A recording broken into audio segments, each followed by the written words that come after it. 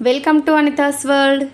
ఇవాళ చపాతీలోకి సూపర్గా ఉండే బీరకాయ కర్రీ ఎలా ప్రిపేర్ చేయాలో చూసేద్దాం. ముందుగా ఒక ప్యాన్లో 2 టేబుల్ స్పూన్స్ వరకు ఆయిల్ యాడ్ చేసుకోవాలి. ఆయిల్ కాస్త వేడైన తర్వాత పోపు దినుసులు వేసుకొని ఫ్రై చేసుకుందాం. ఇవి కాస్త ఫ్రై అయిన తర్వాత సన్నగా పొడవుగా కట్ చేసుకున్నటువంటి ఉల్లిపాయలు, పచ్చిమిర్చి, కరివేపాకు వేసుకొని ఫ్రై చేసుకుందాం. ఇవి గోల్డెన్ కలర్ వచ్చేంత వరకు ఫ్రై చేసుకోవాలి.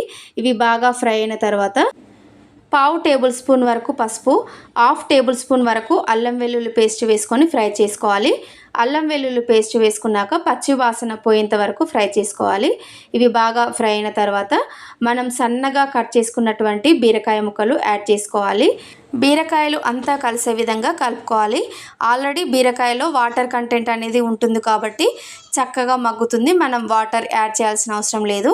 ఇక హాఫ్ టేబుల్ స్పూన్ వరకు ఉప్పు యాడ్ చేసుకొని అంతా కలిసే విధంగా ఒకసారి కలుపుకోవాలి. బీరకాయలు బాగా దగ్గరికి మగ్గిన తర్వాత 1 టేబుల్ స్పూన్ వరకు కారపొడి, హాఫ్ టేబుల్ స్పూన్ వరకు ధనియాల పొడి వేసుకొని ఫ్రై చేసుకోవాలి. అంతే, బీరకాయ కర్రీ రెడీ అయిపోయినట్లు. కారం బాగా మగ్గిన తర్వాత కొత్తిమీర వేసుకొని స్టవ్ ఆఫ్ చేసుకుంటే సరిపోతుంది.